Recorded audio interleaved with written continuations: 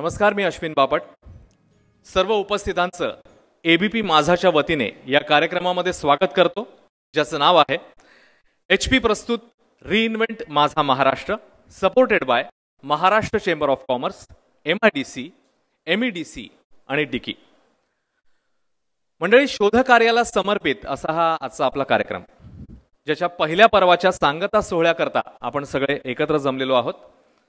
या पहिल्या टप्प्यापर्यंत येऊन पोहोचलेली ही शोधयात्रा नेमकी कशाचा शोध घेतेय, या प्रवासामध्ये आतापर्यंत आपल्या हाती काय लागलं आणि इथून पुढचा आपला प्रवास कसा असणार आहे, आणि हे सगळं माननीय मुख्यमंत्र्यांच्या साक्षीने आपण इकडे पाहणार आहोत, याची चर्चा करणार आहोत. आणि आज या आयोजनाचा हाच मुख्य हेतू आहे.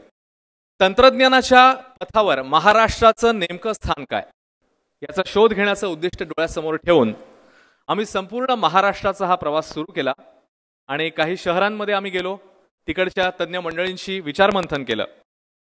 आणि या प्रवासादरम्यान अवघ्या जगाला, केवळ महाराष्ट्राला किंवा देशालाच नव्हे तर अवघ्या जगाला अभिमान वाटेल अशी काही रत्न आम्हाला गवसली, ज्यांचं टेक्नॉलॉजीवर प्रेम आहे, टेक्नॉलॉजीची ज्यांना उत्तम समज आहे आणि मानवतेच्या कल्याणाकरता टेक्नॉलॉजीचा वापर होऊ शकतो हे सामर्थ्य ज्यांनी दाखवून दिलं, अशी काही मंडळी आम्हाला या प्रवासादरम्यान भेटली.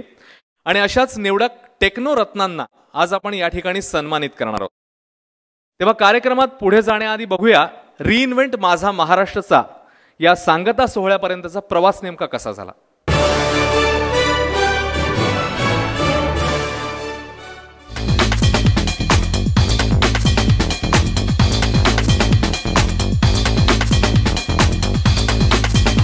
तंत्रज्ञानाच्या वाटेवर महाराष्ट्र राज्य म्हणून आज आपण अत्यंत महत्त्वपूर्ण वळणावर उभे आहोत. पण पुढची वाटचाल करताना आपल्याला कोणत्या आव्हानांना सामोरं जावं लागणार आहे, त्याचा प्रत्यक्ष आढावा घेण्याकरिता एबीपी माझानं मुंबई, औरंगाबाद, पुणे, कोल्हापूर, नाशिक, नागपूर आणि नवी मुंबई अशा प्रमुख औद्योगिक शहरांमध्ये जाऊन वास्तव जाणून घेण्याचा प्रयत्न केला. किंबहुना यासाठी एक अभियानच चालवलं. मुंबईतल्या पहिल्या टेक्नो परिषदेत HP प्रस्तुत रिइन्व्हेंट माझा महाराष्ट्र या बोधचिन्हाचं अनावरण करून अभियानाचा शुभारंभ करण्यात आला. राज्याचे माहिती तंत्रज्ञान सचिव VK गौतम, MIDCचे CEO संजय सेठी, ज्येष्ठ क्रिकेटपटू संदीप पाटील, हॉटेल व्यावसायिक विठ्ठल कामत, अभिनेत्री अमृता खानविलकर आणि HPचे चॅनल हेड गुरप्रीत सिंग अशा नामवंत पाहुण्यांच्या उपस्थितीत महाराष्ट्राच्या तांत्रिक प्रगतीवर सर्वांगीण चर्चा झाली. तुम्ही 100 किलोमीटर दूर असा ऑर्डर द्या, तुम्ही आला तर तुमची ऑर्डर तुम्हाला मिळेल. फक्त पेमेंट ई-पेमेंट ने करा. मी पोहोचले नाही तरी सुद्धा माझं काम तिथपर्यंत पोहोचतं. ही जी काही टेक्नॉलॉजीची जादू आहे, मी असं म्हणेन, ही खूप फायदेशीर आहे. ती माणसाने जर ते स्वीकारलं नाही आणि ते आत्मसात केलं नाही तर टेक्नॉलॉजीचा वापर होऊ शकत नाही. यानंतरच्या प्रवासात स्थानिक लोकप्रतिनिधी, उद्योग जगतातील तज्ज्ञ आणि लघु उद्योजकांना विशेष आमंत्रित करण्यात आलं होतं. लोकप्रतिनिधींचं मार्गदर्शन, औद्योगिक जगतातील तंत्रज्ञानाच्या वापराविषयी चर्चा, तंत्रज्ञानाचा योग्य वापर करून यश संपादन केलेल्या तरुण उद्योजकांच्या यशोगाथा आणि लघु उद्योजकांशी संवाद अशी साधारण प्रत्येक शहरातल्या अभियानाची रूपरेषा होती. कष्ट कमी करून त्याची प्रॉडक्टिव्हिटी वाढवता येईल का, अशी टेक्नॉलॉजी आणणं हे आपल्या देशाकरता जास्ती महत्त्वाचं आहे. घराघरात तंत्रज्ञान जर पोहोचलं तर प्रत्येकाचं आयुष्य हे जास्त सुकर होऊ शकतं. मशिनरीमुळे एवढा फरक झाला, त्या 20,000 वर आल्या. म्हणजे 5,000चा आकडा चौपट झाला. हा चौपट झाला आणि कारागिराला देखील चांगला मोबदला मिळालेला आहे. This is a phenomenal wonder which has happened through the technology in our life. Technology म्हणजे फक्त नजर ठेवून चालत नाही, तर त्यांना बाकीच्याही गोष्टी आपल्याला मॅनेज करून द्याव्या लागतात. आज जो डिजिटल एडॉप्शन की बात कर रही है, इससे ज़्यादा हमें डिजिटल ट्रांसफॉर्मेशन जर्नी, इतनी फास्ट जर्नी कभी भी किसी इंडियन ने महसूस नहीं की होगी.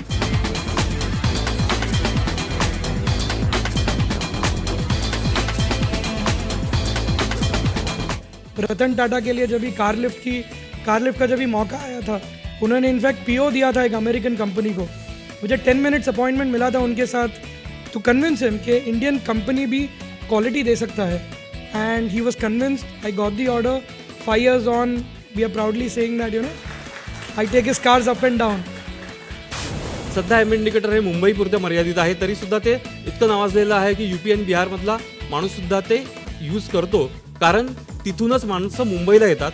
मला असं आढळलेलं आहे की माणूस जेव्हा UP मधनं इकडे निघतो तेव्हा तिथलाच UP त्याचा जो मित्र असतो तो एम इंडिकेटर इन्स्टॉल करून देऊन इकडे पाठवतो त्याला. तुम्हाला विचारलं की तुम्ही किती दिवसासाठी घरातनं बाहेर पडता, लोक म्हणाले 4 दिवस, 5 दिवस, 8 दिवस, 10 दिवस.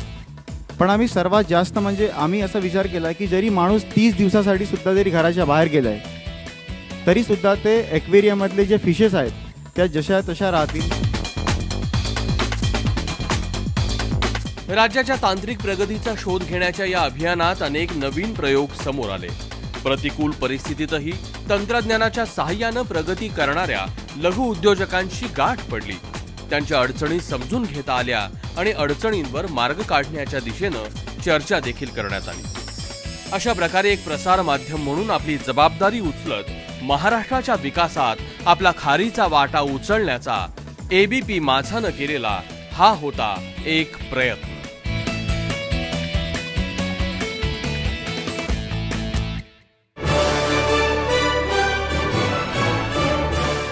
तर असा हा प्रयत्न आणि याच्या सांगता सोहळ्यामध्ये आता आपण आहोत. आणि या कार्यक्रमाच्या शुभारंभाच्या भागामध्ये राज्याचे माहिती तंत्रज्ञान सचिव VK गौतम सरांनी एक खूप छान विचार मांडला होता. ते असं म्हणाले होते की आमच्या गावात पक्का रस्ता पोहोचला तर गावचा विद्यार्थी फार तर तालुक्यापर्यंत पोहोचेल, पण जर फायबर ऑप्टिक पोहोचलं तर तो विद्यार्थी सिलिकॉन व्हॅलीपर्यंत मजल मारू शकतो. मला असं वाटतं खूप कमी शब्दांमध्ये त्यांनी बराच मोठा अर्थ सांगितला तिकडे. आणि तंत्रज्ञानाचा असा विचार करणारे अधिकारी आपल्या प्रशासनात आहेत ही अत्यंत सकारात्मक गोष्ट आहे. आणि हा आधुनिक विचार घेऊन काम करण्याची प्रेरणा या अधिकाऱ्यांना देणारं नेतृत्व माननीय मुख्यमंत्र्यांच्या रूपाने आपल्याला लाभलंय, ही देखील आपल्या सगळ्यांसाठी खूप अभिमानाची गोष्ट आहे. तेव्हा अशा या टेक्नोसॅव्ही नेतृत्वाचं अर्थात माननीय मुख्यमंत्री देवेंद्र फडणवीस यांचं ABP माझाच्या वतीने मी पुन्हा एकदा मनपूर्वक स्वागत करतो. आणि टाळ्यांच्या गजरात आपण त्यांना विनंती करूया की त्यांनी कृपया मंचावर यावं.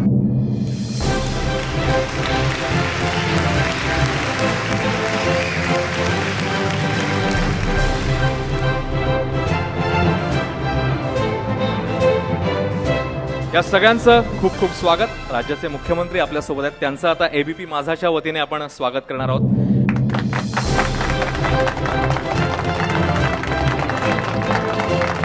आणि आता आपल्या सगळ्यांचं ABP माझाच्या वतीने स्वागत करण्याकरता ABP न्यूज नेटवर्कचे COO अविनाश पांडे सर यांना मी रिक्वेस्ट करतो. थोड़ी देर पहले मैं मुख्यमंत्री जी से बात कर रहा था कि जब ये सारा कार्यक्रम हमने HP के साथ मिलकर शुरू किया तो मेरे जहन में सवाल था कि महाराष्ट्र ऑलरेडी इतना इंडस्ट्रियलाइज्ड स्टेट है, इसमें कंप्यूटर को और बढ़ाने के लिए हमें क्या करना पड़ेगा.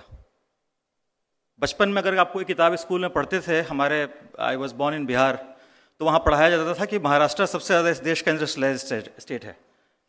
उसके बाद भी जब हमने दौरा शुरू किया 6 शहरों का, तो जो आश्चर्यजनक बात ये थी कि किसी भी सोसाइटी को अगर आप देखते हैं आगे बढ़ रहा है तो उसके लोग होते हैं जो उसको बढ़ाते हैं. और हमने जो उत्सुकता देखी उनमें इस टेक्नोलॉजी के जानने को लेके वो रियली सराहनीय है. और इस सब में आप सबका बहुत बड़ा योगदान है. ये प्रोग्राम आपके बिना सक्सेसफुल नहीं होता. दूसरी बात, देवेंद्र फडणवीस साहब जो काम कर रहे हैं इस राज्य के लिए, यंग नेता हैं इस देश के, काफ़ी अपेक्षा है इनसे. और मुझे लगता है कि आने वाले समय में माझा के साथ मिलके हम इस राज्य के प्रगति तकनीकी प्रगति के लिए और भी काम करेंगे. आप सबका बहुत बहुत धन्यवाद यहाँ आने के लिए. आणि आता रिइन्व्हेंट माझा महाराष्ट्राच्या आयोजनामागची ABP माझाची भूमिका नेमकी काय आहे, माझाने या सगळ्या संदर्भात नेमका कसा वाटा उचलला, कशी वाटचाल केली, त्या संदर्भात जाणून घेण्यासाठी ABP माझाचे संपादक राजीव खांडेकर यांना मी इकडे येऊन बोलण्याची विनंती करतो. राजीव सर. हा जो सगळा इनिशिएटिव्ह होता याच्यामागची एक प्रेरणा जी आहे, जी मी अनेक ठिकाणी ज्याच्याविषयी बोललो आहे. आपण मुंबईमध्ये राहतो आणि आपल्यापासून थोड्याच अंतरावर 50-60 किलोमीटरवर शहापूर वगैरे असा जो सगळा भाग आहे, जो मुख्यत्वे आदिवासी बहुल असा भाग आहे. आणि तिथला एक प्रसंग, तिथली एक घटना ही मला फार मनाला अस्वस्थ करून गेली. त्या भागामध्ये खूप सारी धरणं आहेत ज्या धरणांचं पाणी मुंबईला पाणी पुरवठा करण्यासाठी ती धरणं वापरली जातात, पण तिथल्या वाड्या वस्त्यांवर राहणाऱ्या जी कुटुंब आहेत, जी घरं आहेत, त्यांना मात्र पाण्यासाठी खूप अंतर चालून 10-10, 15-15 किलोमीटर चालून पाणी आणावं लागतं. आम्ही जेव्हा एकदा त्याच्याबद्दलचा अभ्यास केला होता की हे जे जाणाऱ्या पाणी आणायसाठी जाणाऱ्या ज्या महिला आहेत, तर त्यांच्यावर नेमकं ह्या पाणी आणण्याचा काय परिणाम होतो, तेव्हा आम्ही जेव्हा एकदा असं केलं की त्यांचं वजन करून बघितलं. म्हणजे जेव्हा त्या पाणी आणायला निघाल्या डोक्यावर 2-2, 3-3 हंडे घेऊन, तेव्हा ज्या महिलेचं वजन साधारण 38-40 किलो होतं, ती जेव्हा पाणी भरून 18-20 किलोमीटरवरनं परत येत होती आणि जेव्हा तिचं परत वजन केलं तेव्हा ते वजन साधारण 50 ते 52 किलो असल्याचं लक्षात आलं. म्हणजे डोक्यावर साधारण 10 ते 12 किलो वजनाचं पाणी घेऊन जेव्हा ती महिला येते तेव्हा त्याचे वेगवेगळे परिणाम जे तिच्या शरीरावर आरोग्यावर होतात ते होतातच, पण आमच्या असं लक्षात आलं की त्यापैकी अनेक महिलांच्या डोक्याला इथं मध्ये टक्कल पडलेलं आहे. रोज इतकं पाणी इतक्या वजनाचं आणून झालेली त्यांच्या शरीराची ती हानी होती. तिथं असंही लक्षात आलं की काही कुटुंबांनी 2-2, 3-3 लग्न केली, एक लग्न किंवा एक बायको फक्त हे पाणी आणायसाठी. हे अत्यंत दुर्दैवी, अत्यंत विदारक असं वास्तव जेव्हा बघितलं तेव्हा अस्वस्थच व्हायला झालं. त्याच्या पलीकडे काही करू शकलो नाही. हा प्रश्न जो आहे तो काही आजचा प्रश्न नाही आहे, हा अनेक वर्षांपासूनचा वर्षानुवर्षांचा प्रश्न आहे आणि ह्या प्रश्नाकडे आपल्या ते इतके अंगवळणी पडतात की त्यामुळे हे प्रश्न सोडवण्यासाठी असतात याचा जणू आपल्याला विसरच पडतो किंवा विसर पडलेला आहे. ह्या प्रश्नाच्या बद्दल कॅनडातल्या विद्यार्थ्यांचा एक ग्रुप आला होता. त्यातली एक 20-22 वर्षाची मुलगी होती, ती त्या भागामध्ये पाहणीसाठी गेली होती आणि जेव्हा तिनं हे बघितलं तेव्हा त्या प्रश्नाची दाहकता तिला इतकी जाणवली आणि तिला असं वाटलं की आपण ह्याच्यातनं काहीतरी केलं पाहिजे आणि म्हणून मग तिनं एक छोटंसं इन्व्हेन्शन केलं. ते इन्व्हेन्शन म्हणजे तिनं एक वेगळ्या पद्धतीचा एक ड्रम तयार केला, त्या ड्रमला हँडल दिलं आणि त्या ड्रममध्ये साधारण एक 500 लिटर पाणी बसेल असं करून ते ओढत नेण्याची त्याच्यातनं सोय झाली. अत्यंत साधी, अत्यंत सोपी अशी ती गोष्ट होती, पण ज्याच्यामुळं त्या भागातल्या हजारो महिलांच्या आयुष्यामध्ये एक नवा बदल झाला. तर हे जे बदल, छोट्या इन्व्हेन्शन्स असतात, असे आपल्याकडं खूप मोठ्या प्रमाणामध्ये लोक करत असतात, खूप वेगवेगळ्या पातळ्यांवर करत असतात. ह्या इन्व्हेन्शन्सना त्यांच्या आपल्याला आणखीन मोठ्या जर स्तरावर घेऊन जायचं असेल तर आपल्याला कसं घेऊन जाता येईल याचा विचार आम्ही केला आणि त्याच्यासाठी आनंद आहे की HP-नं साथ दिली. त्याच्यातनं जे आत्ता साधारण 10 ते 12 असे वेगवेगळ्या प्रकारचं छोटं मोठं इन्व्हेन्शन करून काहीतरी आपल्या आज उद्यासाठी भविष्यासाठी काहीतरी वेगळं करू पाहणारे आपल्याला मंडळी या प्रवासामध्ये भेटलेली आहेत. त्या सगळ्यांना हे व्यासपीठ उपलब्ध करून देण्याची संधी मिळाली, याच्यामुळं मलाच खरं तर आतून खूप बरं वाटतंय. त्यांच्या कौतुक सोहळ्याला आपण सगळेजण आलात, त्यामुळं आपणा सगळ्यांचेही खूप आभार. मुख्यमंत्री त्यांना वेळेची खूप घाई असताना सुद्धा वेळात वेळ काढून आले, त्यांचेही मनापासून आभार मानतो आणि थांबतो. नमस्कार. HP INC इंडियाचे कार्यकारी संचालक राजीव श्रीवास्तव यांना आता मी त्यांच्या रोल बद्दल बोलण्यासाठी इकडे येण्याची विनंती करतो. It has been such a pleasure and delight to have been associated with a program which is as forward-looking as this. And you all understand this. You know that it is a great time to be in India today. It is a great time to be in India today because India is obviously the fastest growing economy in the world today. It has got all the right business push. It has got a very supportive environment from the government to make it even bigger and more progressive. And there are very many unique things which are happening. But this program has been unique because it was an initiative to really go and talk and see across 6 cities which we went to, talk about and see the spread of importance of technology and how people are using technology for the business growth at the SMB level. It was a great learning for us, and learning at 2 levels. One level which I was sharing with Shri Honorable Chief Minister Fadnavis Sahab, that people are using technology. That is a great thing because they are using technology to transform their business. But more than that, there is a very strong change in the mindset of people to become more and more oriented towards technology. And there are many things which are helping us getting there. And clearly, like I said, it's a great time from that perspective to be in India, but an even greater time to be in Maharashtra, because Maharashtra, you all know, you've made Maharashtra the number one for the GDP contribution to the country. 13.5 points of GDP of the country is contributed by Maharashtra, which is number one. It has the maximum number of limited liability companies in the country. 26% of companies come from Maharashtra. So more than 1/4 of the country's SMBs are housed in Maharashtra. And it is obviously a financial services hub. We know that. It is a hub for services as well. And it is a state with the highest per capita income. So every single thing which is happening in Maharashtra right now seems like in an absolutely great place. When I was sitting with the Chief Minister Saab just a little while ago before coming over here, he mentioned a very interesting point that India today is rightly placed to leapfrog. Leapfrog matlab, you don't have to be continuous with the past. You can break with the past and get much ahead forward. In the next 6 to 7 years, sir, India should become the third largest economy in the world. And that's a transformation from where we are of 2.1 trillion economy to a 4.5 trillion economy. It will be driven by a lot by manufacturing, because हमारे प्रधानमंत्री ने जो focus डाला है Make in India के ऊपर, that is going to convert us from a 15% of manufacturing to a 25 points of manufacturing. Every single time when economic growth has taken place, it has taken place on the back of very, very strong SMB growth. That's the one which propels the country, because there are many, many, many more people who got brilliant ideas and then they want to go in and talk about the economic growth. So that's at one level what is happening in India and how India is going to transform in the next 6 to 7 years. 65% of the population of India, less than 35 years. The world is getting older, India is getting younger. It is opening up tremendous amount of opportunities in areas of food, security, healthcare, lifestyle, every single thing that you can think of. It is an opportunity for the people of India, which means SMBs which have got an ambition can really make it big in life. Every company, large companies deal with the same one, but small companies deal with it even more. You've got to go and find growth, and growth means getting new customers. How do you acquire new customers? How do you showcase your product, solutions, services, technologies? How do you launch new products? And SMBs are faced with challenges of good talent retention, acquisition and retention of good talent.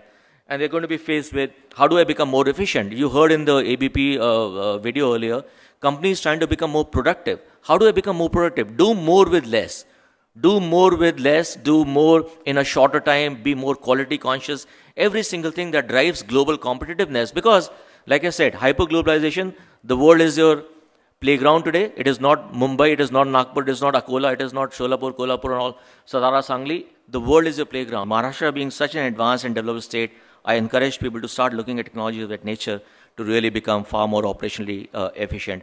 So every single thing of your business can be transformed and transacted into a digital format, which makes it easy to do business, allows you to leapfrog, allows you to become cost efficient, allows you to innovate, and allows you to do so many more things. That's all I wanted to say. Look, I know, I unfortunately I don't know Marathi. I'm a Hindi-speaking person. I could have spoken Hindi, but hopefully, technology really has no language here, so it's just universally applicable. Thank you so much. ABP माझा आयोजित HP प्रस्तुत Reinvent माझा Maharashtra, supported by Maharashtra chamber of commerce, MIDC, MEDC आणि dickey. या कार्यक्रमामध्ये सांगता सोहळ्यामध्ये एक छोटासा ब्रेक घेणार आहोत, लगेच परत येणार आहोत. पाहत राहा ABP माझा.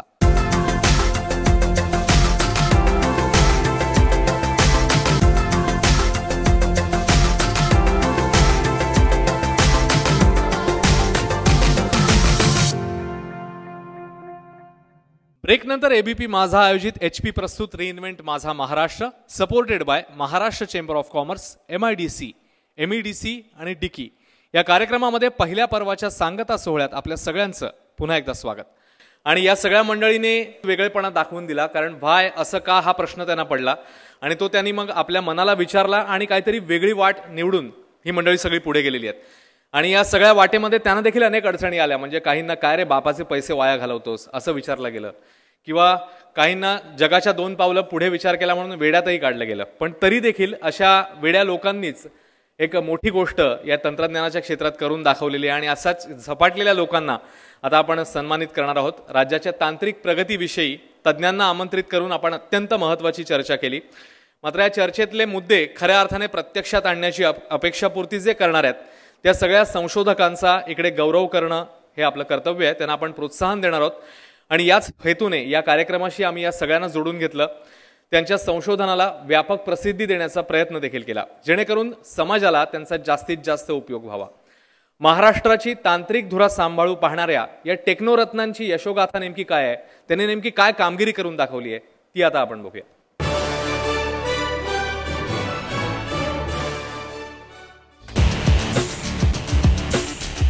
HPच्या सहकार्यानं महाराष्ट्र रिइन्व्हेंट करता करता गवसलेल्या या काही यशोगाथा, तंत्रज्ञानाचा कल्पकतेनं वापर करून एक आदर्श निर्माण केलेल्या तरुणांची ही सत्यकथा.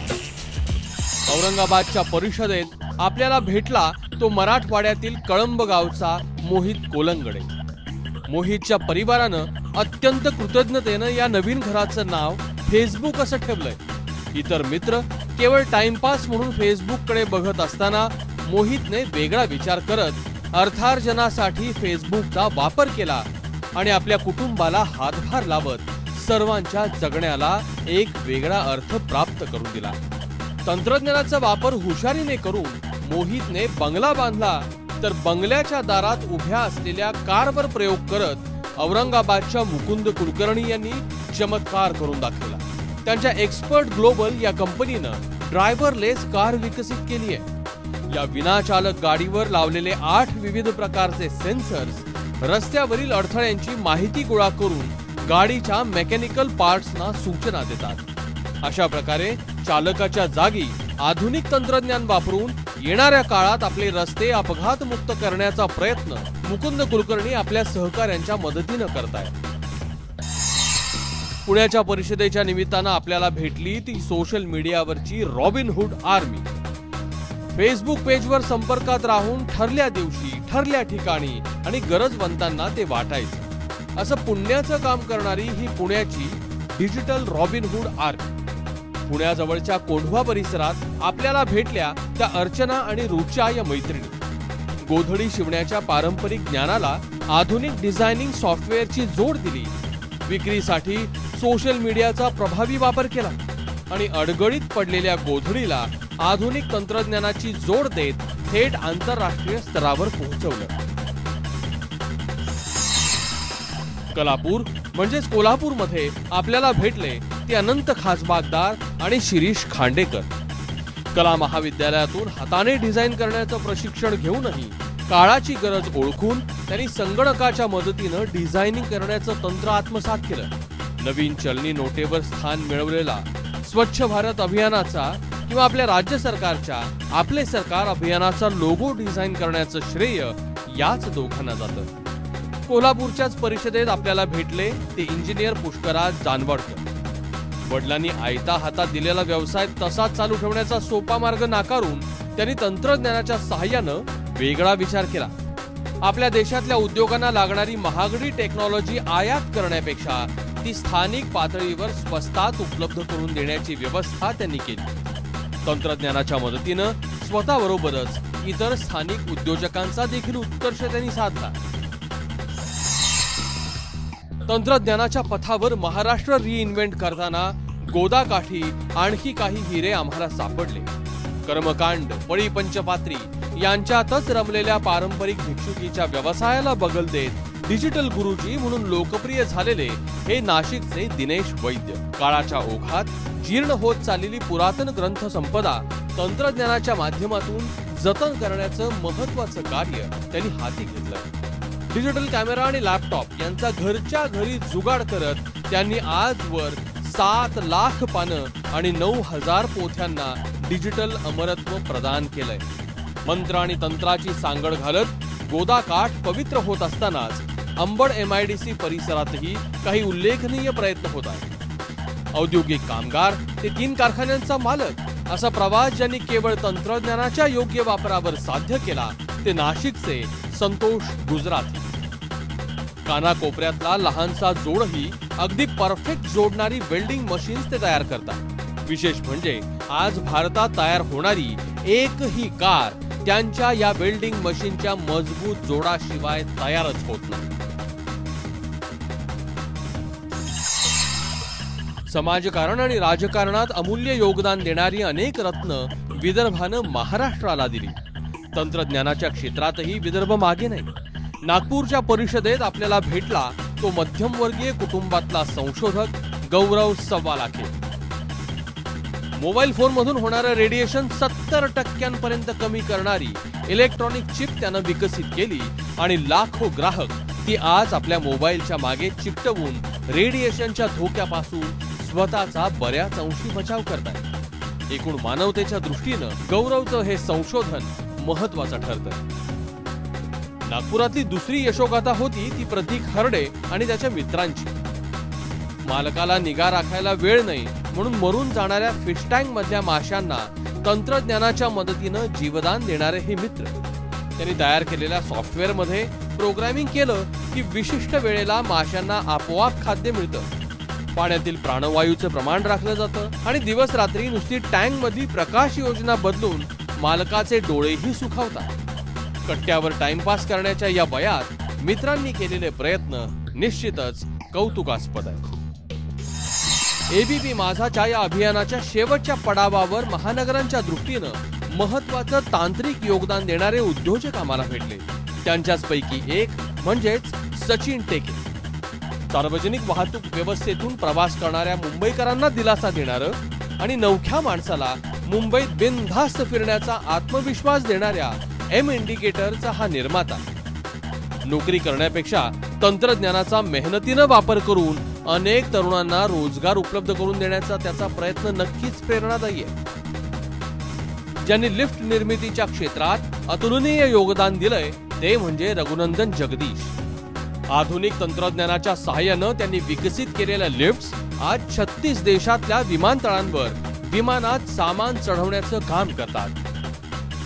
जागेअभावी एकावर एक पार्किंग करणारी त्यांची यंत्रणा ही आजच्या महानगरांना त्यांनी दिलेली अनमोल देणगीच म्हणावी लागेल. तंत्रज्ञानाच्या सहाय्यानं कोकणातल्या आंबा बागायतदाराला दिलासा देणारे आणखी एक उद्योजक नव्या मुंबईत आम्हाला भेटले ते म्हणजे मोहन डोंगरे. युरोप आणि अमेरिकेच्या निकषांवर आंब्यावर रेडिएशनची प्रक्रिया करण्याची अत्याधुनिक सुविधा त्यांनी विकसित केली. अशा प्रकारे कोकणातला आंबा मोठ्या प्रमाणात निर्यात होईल अशी व्यवस्था करून कोकणच्या अर्थव्यवस्थेला त्यांनी मोलाचा हातभार लावला. एचपी प्रस्तुत रिइन्व्हेंट माझा महाराष्ट्र या अभियानाच्या प्रवासात आम्ही या गुणवंतांना आवर्जून सहभागी करून घेतलं. तंत्रज्ञानाचा वापर लोककल्याणासाठी करणाऱ्या या तरुणांवरच महाराष्ट्राला तांत्रिकदृष्ट्या सर्वात प्रगत करण्याची जबाबदारी आहे आणि म्हणूनच त्यांना प्रोत्साहन देण्यासाठी आजचं हे विशेष आयोजन.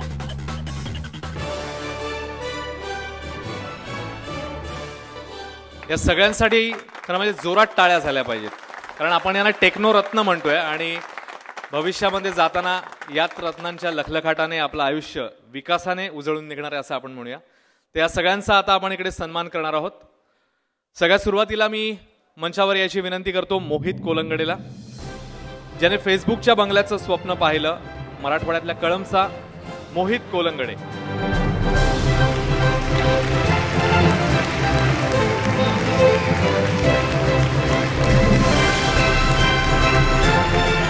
ज्यांनी ड्रायव्हरलेस कारचं स्वप्न बघितलेलं आहे आणि भारताच्या रस्त्यांवर ते आणण्याचा त्यांचा प्रयत्न सुरू आहे असे औरंगाबादचे मुकुंद कुलकर्णी यांना.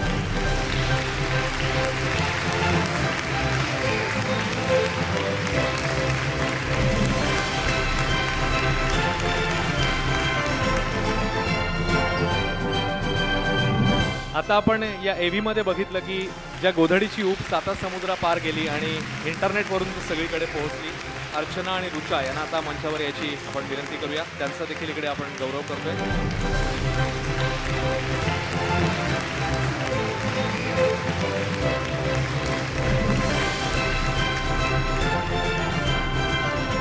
आता मी मंचावर आमंत्रित करतो निर्मिती ॲडव्हर्टायझर्सचे कोल्हापुरातले अनंत खासबागदार आणि शिरीष खांडेकर यांना. हाताने चित्र काढत त्याने डिझायनिंगची सुरुवात केली आणि मग तंत्रज्ञानाचा वापर करून आंतरराष्ट्रीय पातळीपर्यंत आपल्या कामाचा विस्तार केला. स्वच्छ भारत अभियान लोगो हा आपल्या सगळ्यांनाच परिचित आहे, ज्याचं निर्माण त्यांनी केलेलं आहे. आपलं सरकारचा लोगो देखील त्यांनीच साकारलेला आहे. त्यांचा देखील इकडे खास गौरव.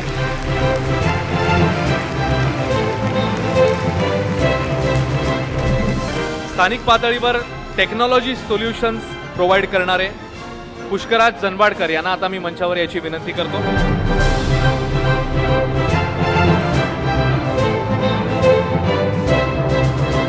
आणि पुढे जाताना आपण आपला मागचा वारसा जो आहे म्हणजे त्याच्यामध्ये आपली स्तोत्र असतील, आपल्या पोथ्या असतील, हे देखील आपण कुठे विसरत नाही आहोत. दिनेश वैद्य, डिजिटल गुरुजी असं ज्यांना म्हटलं जातं, त्या दिनेश वैद्य यांचा खास सन्मान.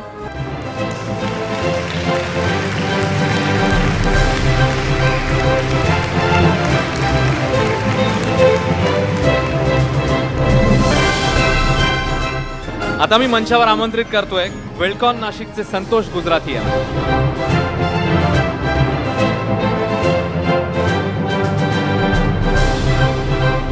रेडिएशन आणि आपलं हल्ली फार जवळचं नातं झालेलं आहे आणि ते रेडिएशन आता कमी करण्याच्या दृष्टीने आपण मग प्रयत्न करत असतो. तर हे प्रयत्न ज्यांनी केले आहेत, रेडिएशन कमी करणारी चिप ज्यांनी बनवली आहे, ते गौरव सवालाखे यांना आता आपण स्टेजवर बोलवूया.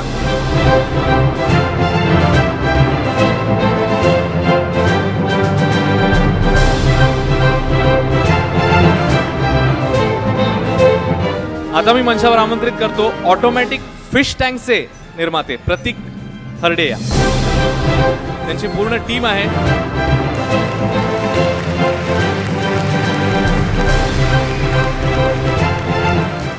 रिक्षा, टॅक्सी या सगळ्याचे अपडेट आपण आपल्या मोबाईलवर मिळवतो आणि ते अपडेट आपल्याला मिळण्यासाठी ज्यांच्या ॲपची मदत झाली आहे ते एम इंडिकेटरचे निर्माता सचिन टेके यांचा आता आपण सन्मान करणार आहोत. जोरदार टाळ्या सचिन टेके.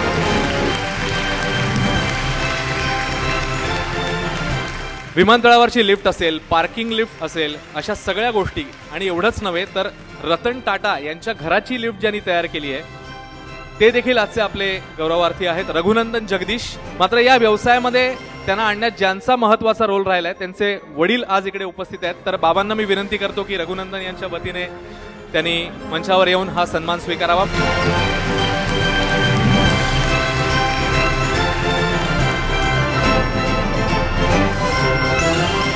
आता आपल्या समोर येत आहेत आंबा रेडिएशन प्रक्रिया ज्यांनी करून दाखवली आणि युरोपियन बाजारपेठेचे कडक निकष पाळत आंबा बागायतदारांना एक प्रकारे दिलासाच दिला असं आपण म्हणूया. त्या मोहन डोंगरे यांना.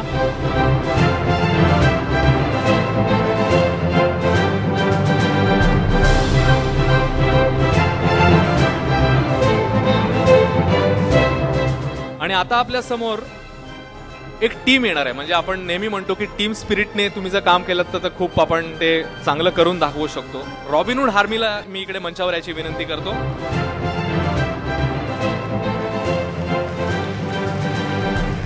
सहकारी संस्थांच्या आपण प्रतिनिधींचा सन्मान करूया आणि मग मुख्यमंत्री महोदयांना मी बोलण्याची विनंती करणार आहे. सगळ्यात सुरुवातीला महाराष्ट्र चेंबर ऑफ कॉमर्सचे अध्यक्ष शंतनू भडकमकर यांना मी मंचावर याची विनंती करतो.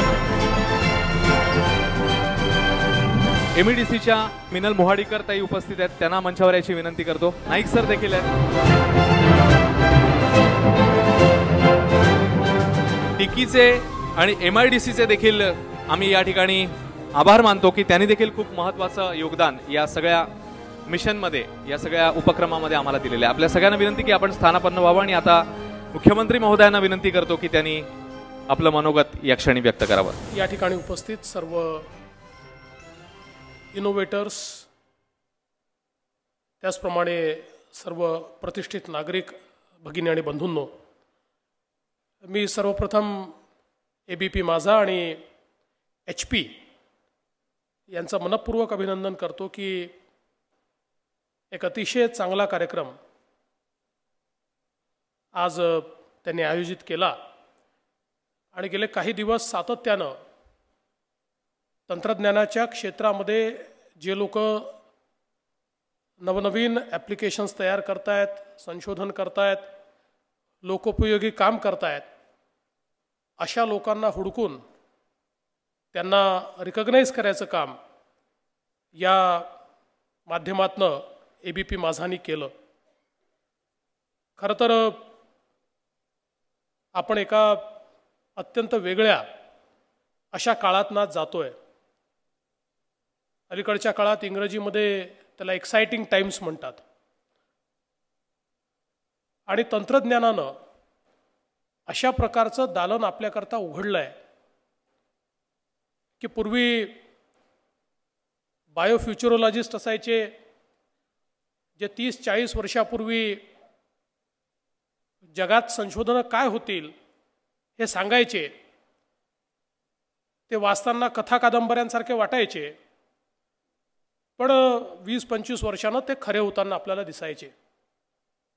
पण आज मात्र बायोफ्युचरोलॉजिस्टची आवश्यकता नाही आहे.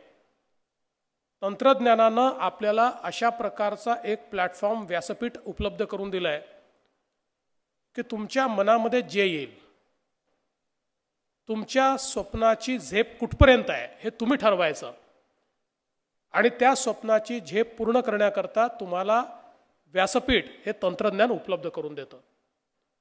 आणि लहानपणापासनं आपण हे शिकलो की गरज ही शोधांची जननी आहे. आणि आज ज्यावेळेस आपण इनोव्हेशन हे बघतो, इनोव्हेशन काय आहे? व्यक्तीला, समाजाला आवश्यक असलेल्या गोष्टी या सोप्या पद्धतीनं त्याच्यापर्यंत पोहोचवण्याचं संशोधन म्हणजे इनोव्हेशन. आणि ते इनोव्हेशन आज इतक्या मोठ्या प्रमाणात भारतामध्ये सुरू आहे. आमची युवा पिढी जी आहे ही इतक्या मोठ्या प्रमाणात इनोव्हेट करते आहे. आपण बघितलं की मगाशी श्रीवास्तवजी सांगत होते की एक डेमोग्राफिक ॲडव्हान्टेज आपल्याला आहे. आपली 50% लोकसंख्या ही 25 वर्षाच्या खालची आहे. आणि यांच्या आशा, आकांक्षा, अपेक्षा वेगळ्या आहेत. आणि या लोकसंख्येमध्येच भारताला विकसित राष्ट्र बनवण्याची ताकद आहे. अनेक वेळा असा वाद आपण पाहतो, भारत वर्सेस इंडिया. आणि आपण असं म्हणतो की इंडिया ही एफ्लुएंट लोकांची आहे, ही शाईन करते आहे, आणि भारत आज मागे आहे. पण भारत आणि इंडिया यांच्यातलं अंतर जर कोणी संपवू शकत असेल, आणि ते अतिशय कमी कालावधीत 5 वर्षात, 7 वर्षात, 10 वर्षात संपवू शकत असेल, तर ते तंत्रज्ञान आहे. तंत्रज्ञानात ही ताकद आहे की तंत्रज्ञान आपल्या विकासाचा वेग हा 1000 पटीनं वाढवू शकतं. आणि म्हणून आज ज्यावेळी समाजामध्ये वेगवेगळे लोक वेगवेगळ्या प्रकारच्या तंत्रज्ञानाचा वापर करून सामान्य माणसाच्या जीवनामध्ये परिवर्तन घडवणाऱ्या गोष्टी करतायत, त्यावेळी त्यांना व्यासपीठ उपलब्ध झालं पाहिजे, त्याचं रिकग्निशन झालं पाहिजे. हे अत्यंत महत्त्वाचं आहे. आणि दुसरी गोष्ट यातली महत्त्वाची काय आहे, तर ती ही आहे की इनोव्हेशन करून केवळ चालणार नाही. इनोव्हेशन हे केवळ चर्चेपुरतं राहून चालणार नाही. तर हे जे इनोव्हेशन आहे हे आम्हाला कमर्शियली मार्केटमध्ये कसं आणता येईल, ते आम्हाला स्केलवर कसं नेता येईल, हे अत्यंत महत्त्वाचं आहे. आणि म्हणून अलीकडच्या काळामध्ये आपण स्टार्टअप म्हणतो. स्टार्टअप काय आहे? इनोव्हेशनला ज्यावेळी तुम्ही मार्केटेबल करता, ज्यावेळी ते स्केलवर नेता, त्यावेळी स्टार्टअपच्या रूपानं ते इनोव्हेशन हे आपल्याला एक मोठं मार्केट उपलब्ध करून देतं आणि स्थैर्य मिळवून देतं, आपल्या टेक्नॉलॉजीला खऱ्या अर्थानं एक्नॉलेज करतं. मला असं वाटतं की आज महाराष्ट्रामध्ये अशा प्रकारच्या स्टार्टअप्स करता एक मोठी इकोसिस्टीम ही आपण तयार करायचा प्रयत्न करतो आहोत. आणि या इकोसिस्टीमचा वापर हा आपण जर योग्य प्रकारे केला, या स्टार्टअप्सला आज योग्य प्रकारे आपण जर व्यासपीठ दिलं, तर त्यातनं खूप मोठ्या प्रमाणात परिवर्तन आपण करू शकतो. आणि या तंत्रज्ञानाचा सर्वाधिक फायदा कोणाला आहे, तर तो समाजातल्या शेवटच्या व्यक्तीला आहे.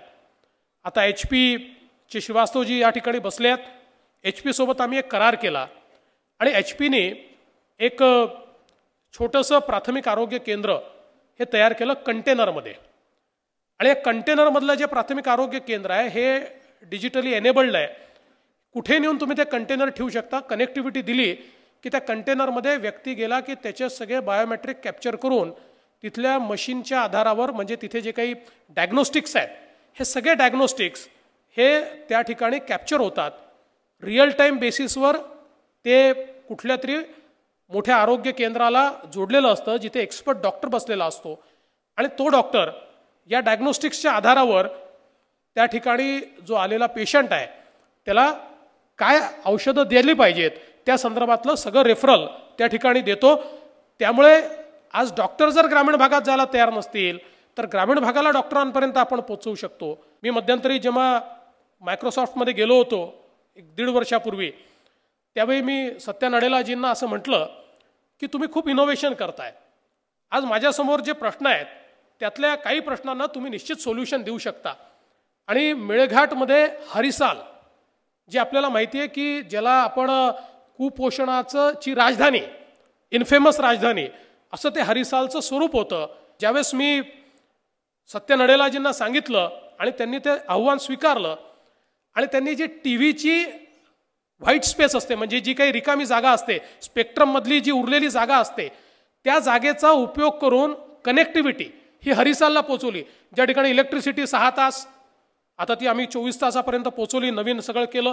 ज्या ठिकाणी टेलिफोनची कनेक्टिव्हिटी नाही, ज्या ठिकाणी मोबाईलची कनेक्टिव्हिटी नाही, अशा हरिसालमध्ये ही व्हाईट स्पेसमधनं जी कनेक्टिव्हिटी गेली, त्या कनेक्टिव्हिटीमुळे त्या ठिकाणी डिजिटल बँकिंग सुरू झालं, त्या ठिकाणी डिजिटल शाळा सुरू झाली, त्या ठिकाणी डिजिटल अंगणवाडी सुरू झाली, त्या ठिकाणी डिजिटल दवाखाना सुरू झाला. त्याचा परिणाम असा झाला की केवळ तिथले इंडिकेटर्स बदलले नाही, पॅरामीटर्स बदलले नाही, पण या कनेक्टिव्हिटीने सगळ्यात मोठा फायदा असा झाला की तिथलं पर कॅपिटा इन्कम वाढलं. तिथे जे लोक बाहेर रोजगाराकरता जायचे ते तिथेच राहिले. आमचे जे आदिवासी लोक छोट्या छोट्या वस्तू तयार करायची, आज या कनेक्टिव्हिटीच्या माध्यमातून त्यांना कधी अमरावतीचे मार्केट माहीत नव्हतं, आज ॲमेझॉन सारख्या वेबसाईट्सच्या माध्यमातून ते ग्लोबली आपले प्रॉडक्ट्स विकतायत आणि त्यातनं त्यांना त्या ठिकाणी पैसा मिळतोय. इतका मोठा परिणाम या कनेक्टिव्हिटीने करून दाखवला. आणि म्हणून कनेक्टिव्हिटी हा एक असा बॅकबोन आहे की ज्याच्या आधारावर सगळं इनोव्हेशन हे आम्ही देशामध्ये, राज्यामध्ये करू शकतो. आज शेतीसमोरचे जे सर्वाधिक प्रश्न आहेत, या प्रश्नांवरचं उत्तर देखील तंत्रज्ञानामध्ये आहे.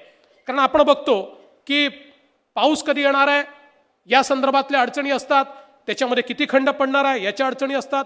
आज तंत्रज्ञानाचा वापर करून आम्ही आता प्रत्येक मंडळ स्तरावर एक स्वयंचलित हवामान केंद्र लावतो आणि त्यातनं प्रत्येक गावाला कस्टमाइज पद्धतीनं तिथे पाऊस कधी पडेल, किती पडेल, कसा पडेल, ह्युमिडिटी काय असेल, त्या ठिकाणी आर्द्र सगळ्या गोष्टी काय असतील, मॉइश्चर किती असेल, या सगळ्या गोष्टी आम्ही तंत्रज्ञानाच्या माध्यमातून सांगू शकणार आहोत. त्याची सुरुवात आम्ही केलेली आहे. आणि याकरता एक मोठा कार्यक्रमही राज्य सरकारमध्ये आम्ही हातात घेतला आहे, तो म्हणजे महानेट कार्यक्रम.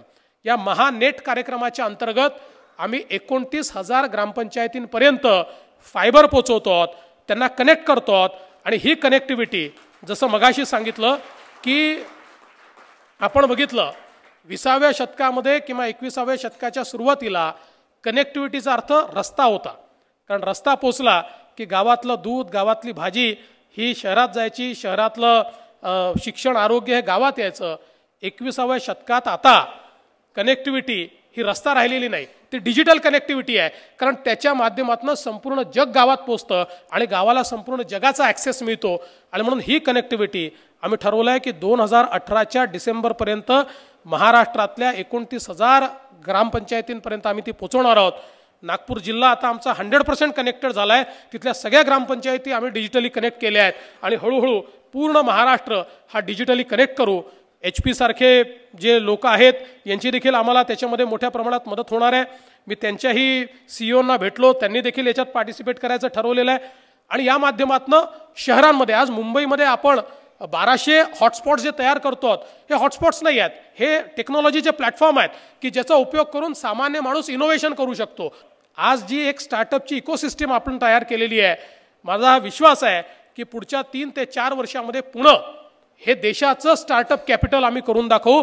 आणि अशा प्रकारचे जेवढे इनोव्हेशन्स आहेत त्या सगळ्या इनोव्हेटर्सला एक इकोसिस्टीम त्या ठिकाणी मिळेल की ज्यातनं त्या इकोसिस्टीमचा वापर करून आपलं इनोव्हेशन हे कमर्शियली वायबल आणि स्केलेबल त्यांना करता येईल.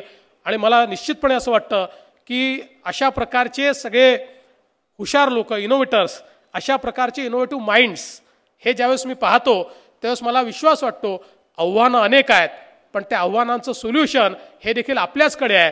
बाहेर पाहायची आवश्यकता नाही आहे, जगात पाहायची आवश्यकता नाही आहे. आपल्या बाजूला बघितलं आणि प्रोत्साहन दिलं तर आपल्याला आव्हानांवर उत्तर सापडेल.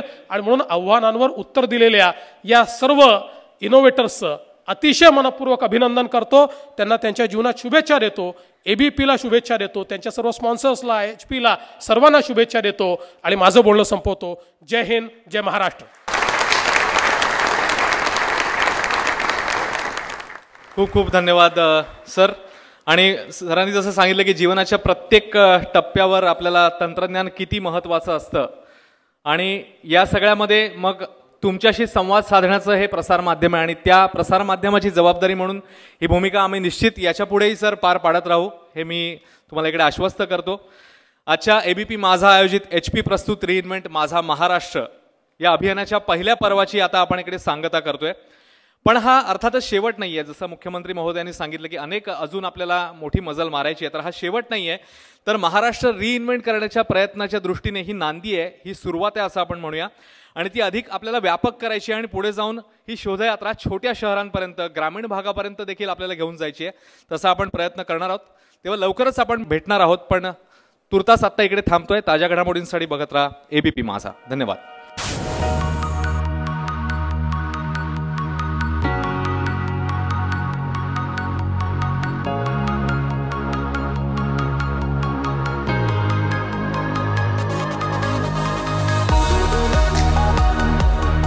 महाराष्ट्राच्या सेकंड टियर सिटीज तालुका लेवलला जाऊन ABP माझाने हा जो इनिशिएटिव्ह सुरू केला आहे की आपल्या इथे प्रत्येक स्तरात जे इनोव्हेटर्स आहेत की जे दडलेले हिरे आहेत त्यांना वर आणायचं, हा फार स्तुत्य इनिशिएटिव्ह आहे. आत्ता जरी आपण 6 गावं कव्हर केली असली तरी पुढल्या वेळेला आपण 12 ते 15 गावं कव्हर करू अशी आपली अपेक्षा आहे. हे इनिशिएटिव्ह खूप एक्सलंट इनिशिएटिव्ह आहे, कारण महाराष्ट्राचं बेसिक USP जे आहे ते म्हणजे प्रखर बुद्धिमत्ता,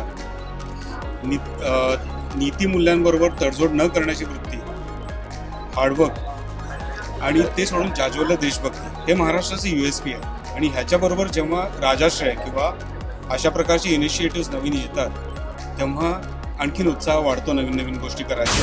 आपण तंत्रज्ञानाच्या माध्यमातून आपण इनोव्हेशनची आयडिया जी काढली आणि इनोव्हेटर्सना जे बक्षीस दिलं त्याबद्दल खरोखर अभिनंदन.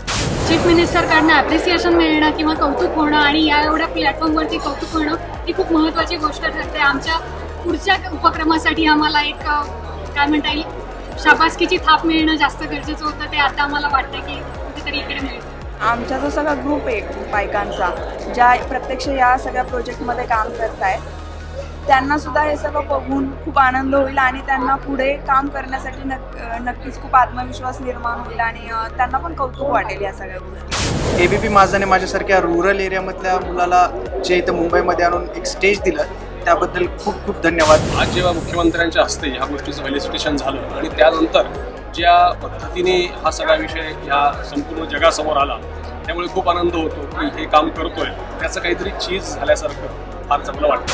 ABP माझा या चॅनलने जी मोहीम हातात घेतलेली आहे यंग इनोव्हेटर्सला शोधून काढून त्यांना एक चांगला प्लॅटफॉर्म देण्याची, त्याबद्दल मला फार अभिमान वाटतो आणि मी फार आनंदी आहे. आज अत्यंत आनंद होतोय. मुख्यमंत्र्यांच्या हस्ते आम्हाला ट्रॉफी मिळालेली आहे, ती पण ABP माझा आणि HP कडनं आमच्या त्यांनी गुणांची कदर केली म्हणून आम्हाला ही ट्रॉफी मिळालेली आहे. त्याबद्दल व्हेरी थँक्स फॉर ABP माझा. माझानं प्लॅटफॉर्म आमच्यासारख्या नॉर्मल लोकांसाठी जे अवेलेबल केलेले आहे याच्यातनं पूर्ण भारताचाच नाही तर पूर्ण जगाचा विकास होईल. ABP माझा आणि HPच्या या उपक्रमाबद्दल खूप खूप आभार. त्यांनी एक प्लॅटफॉर्म आमच्यासारख्या लोकांना दिला आणि या उदाहरणांमधनंच असे अनेक टेक्नॉलॉजिकल इनोव्हेशन्स फ्युचरमध्ये उभे राहतील अशी शुभेच्छा ABP माझा आणि HP. आजकल प्लेटफॉर्म मिलना बहुत इम्पोर्टेंट है. अपने यहाँ पे बहुत टैलेंट है पर उसको सही प्लेटफॉर्म नहीं मिलता है और अगर ये प्लेटफॉर्म ऐसे सब लोगों को मिलता रहा तो आज हमारा बहुत जल्दी उद्धार हो जाए. आमच्यामध्ये जे टॅलेंट आणि हिडन जे होतं त्या गोष्टींना महाराष्ट्र लेवलला व्यासपीठ एका लोगोमध्ये मिळालं, पण ते आणखीन व्यापक करण्यामध्ये HPला आणि ABP माझानं खूप महत्त्वाची भूमिका घेतली. रॉबिनहुड फूड आर्मी ते रेडिएशन आणि ऑटोमॅटिक फिश टँक ते ऑटोमॅटिक कार अशा वाईड स्पेक्ट्रमला पूर्ण महाराष्ट्रातनं आपण एकत्र केलं. आमच्या सक्सेस स्टोरी लोकांसमोर मांडल्या, लोकांचे विचार मांडले आणि या सक्सेस स्टोरी महाराष्ट्राला येणाऱ्या काळात रिइन्व्हेंट करण्यासाठी मोटिवेशन म्हणून ठरणार आहेत. यासाठी ABP माझाचे मनपूर्वक धन्यवाद.